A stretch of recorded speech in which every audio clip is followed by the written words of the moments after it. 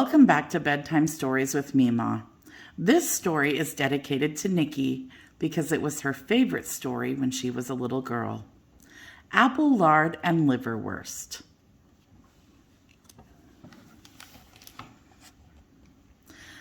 Applelard had a farm in Cyclone County, which has more hurricanes, cyclones, tornadoes, and thunderstorms than any county in the USA.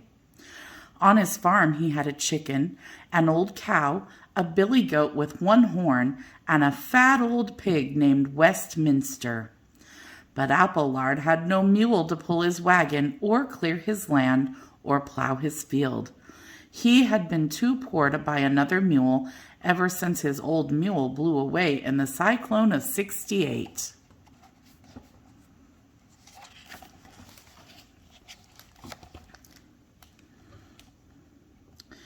Applelard's wagon lay on its side, unused.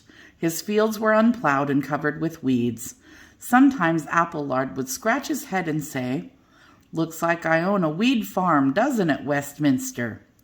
All Westminster ever said was grunt, except when he said snort, and that was usually when a fly bothered him. Applelard was so poor that he didn't even have a barn. The barn he had once had disappeared in the last tornado. That was the same storm that had sucked up the whole Z.P. Zanzibus circus train the day before the circus had been scheduled to open. It would have been the first circus ever to visit Cyclone County, and folks were terribly disappointed when Z.P. Zanzibus never showed up. Applelard often said, "If that circus had actually opened here, I would have applied for a job on the circus train and gotten off this windy weed farm. But I wouldn't have left you animals behind. No, sirree. You're my best friends."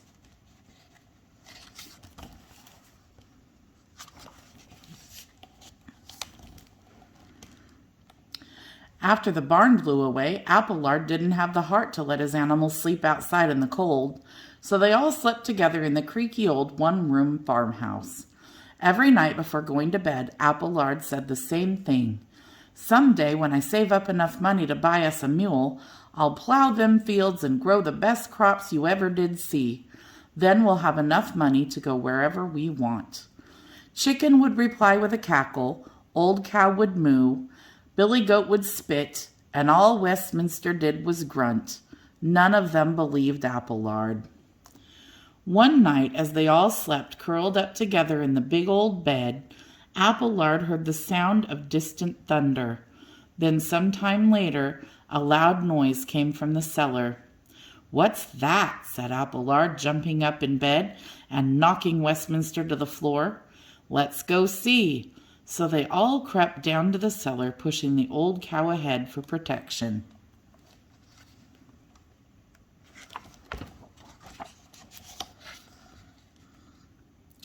Applelard couldn't believe his eyes.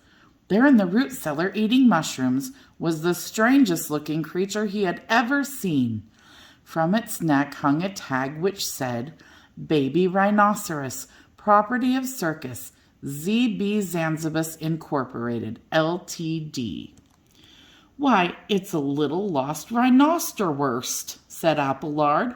"Poor little fellow must have been whirling around in that storm cloud ever since the last tornado.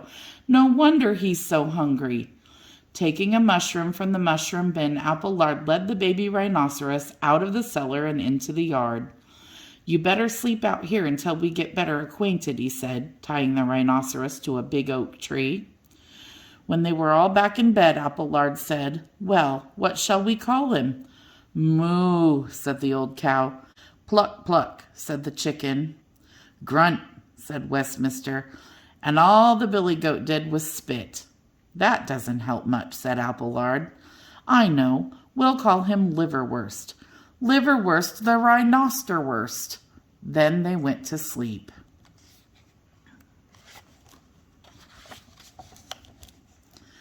The next morning, Applelard and the animals awoke to another surprise, for there, curled up at the foot of the bed, slept Liverwurst.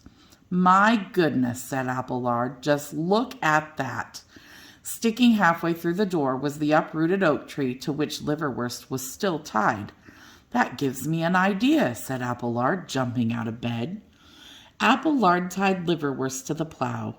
With a big juicy mushroom dangling in front of Liverwurst's nose, they plowed up all the weeds in the field. With a heavy chain tied around Liverwurst, Applelard uprooted old tree stumps. Now they had new fields to grow even more crops in.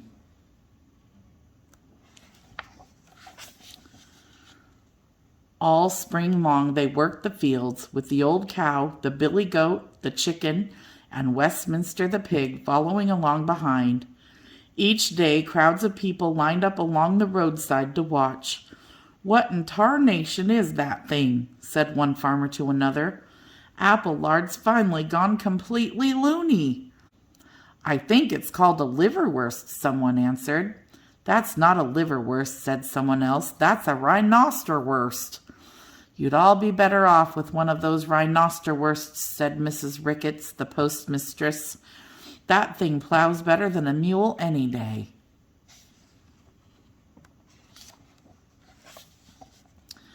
Fall came, and soon all the trees were bare. It was time to harvest the crops. Everyone helped. There was even a bumper crop of mushrooms down in the root cellar. That pleased Liverwurst, and he ate the whole bunch in one day. "Well, it's time to go to market," said Applelard. He hitched Liverwurst to the creaky old wagon and piled it full of everything imaginable, from potatoes to peanuts. Off to market they went with a mushroom held before Liverwurst's nose.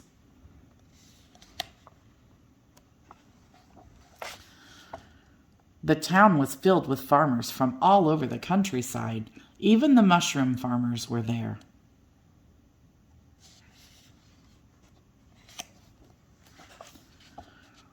One little smell of all those fresh mushrooms was more than Liverwurst could stand. Straight through the marketplace he ran, knocking over carts and baskets, spreading fruits and vegetables all over the ground. Before anyone could shout, "Stop eating those mushrooms," he had already eaten 2 cartfuls. Applelard tried to apologize to his neighbors. "I'm mighty sorry for what Liverwurst has done," he cried, "and I promise to pay for every bit of damage as soon as I sell my crops." But the townspeople were furious. Someone shouted, "Arrest that Liverwurst, rhinosterwurst, whatchamacallit." And that's just what they did. They arrested Liverwurst.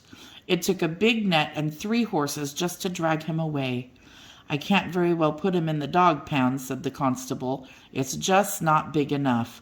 So they put Liverwurst in the county jail.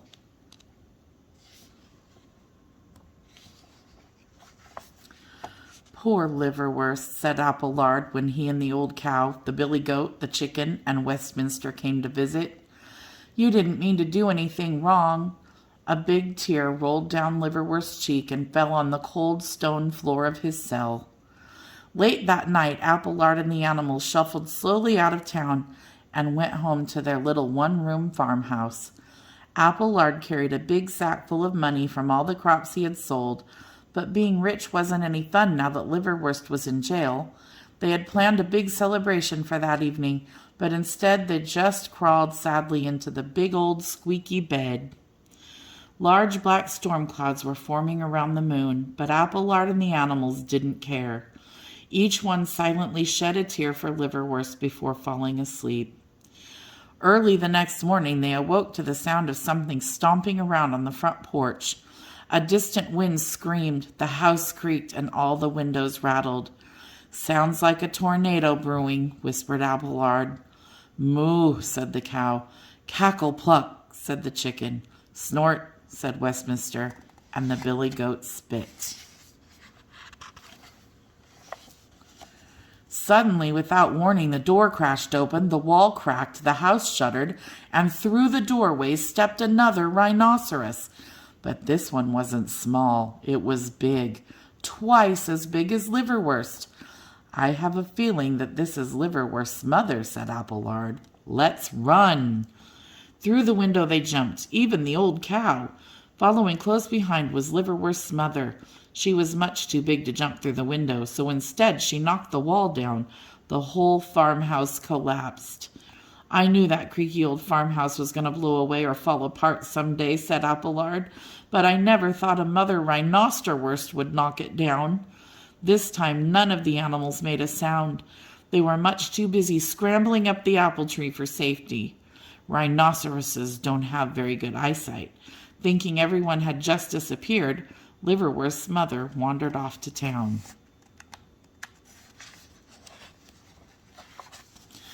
"Help!" cried the mayor. "Call the police," said the constable. "Oh, my goodness gracious me," said the scoutmaster. Down the main street of town walked Liverwurst's mother looking for Liverwurst. Straight to the jail she marched. "Did you know," said the scoutmaster to the constable, "that rhinoceroses make sounds to signal each other just like us scouts?" "I don't care," hollered the constable. "Just look what that beast is doing to my new jailhouse." Right through the jailhouse wall plowed Liverwurst's mother. Out the back of the jail ran the jailkeeper, shouting, "It's the end of the world! Run for your life!" Liverwurst and his mother left the demolished jailhouse and headed down the road. "It's all Applelard's fault," shouted the townspeople. "Let's throw him out of town." "He doesn't live in town," a little girl pointed out. "He lives in the country." "Then he should be thrown out of the country," said her mother, wagging a finger in the air. "Form a posse," bellowed the constable. "Applelard and his crazy critters have got to be stopped." Every able-bodied person was made a deputy sheriff, and the old Civil War cannon was rolled out of the military museum. Suddenly, there was a terrible clap of thunder.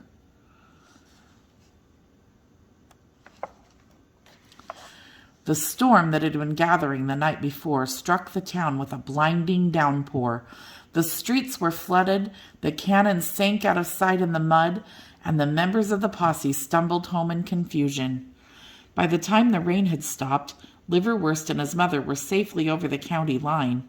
Along the road they met Applelard, the old cow, the billy goat, the chicken, and Westminster. They were happy to see Liverwurst and even happier to see that his mother wasn't angry anymore. "Mind if we all come with you and your mother?" asked Applelard. "Looks like we're not going to be too welcome around here." Liverwurst gave Applelard a big kiss on the cheek, then snorted a rhinoceros snort as if to say yes. Down the road they all walked together. "I never did buy that mule, did I? But we finally have enough money to go wherever we want," said Applelard, holding up the sack of money.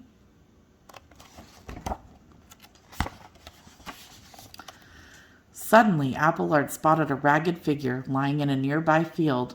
"Why, that poor fellow must have been knocked flat by the storm," he said. "Let's stop and give him a hand." To Applelard's surprise, Liverwurst and his mother ran forward and began licking the fallen man's face. "Why, I recognize you from the circus poster," cried Applelard. "You're Z.P. Zanzibus." The former ringmaster needed some rest after being battered by the tornado. Applelard took him to the next county and put him up at the best hotel.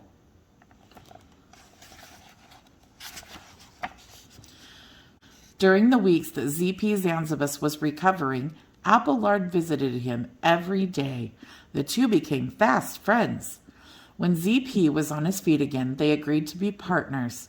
They used the rest of Applelard's money to help buy a new circus train. Applelard was to be chief engineer. They put notices in newspapers throughout the state. Within a few weeks, all the circus people who had been scattered by the storm came back. The circus was a great success wherever it went, and its fame soon spread all the way across the country. Applelard loved his job as chief engineer.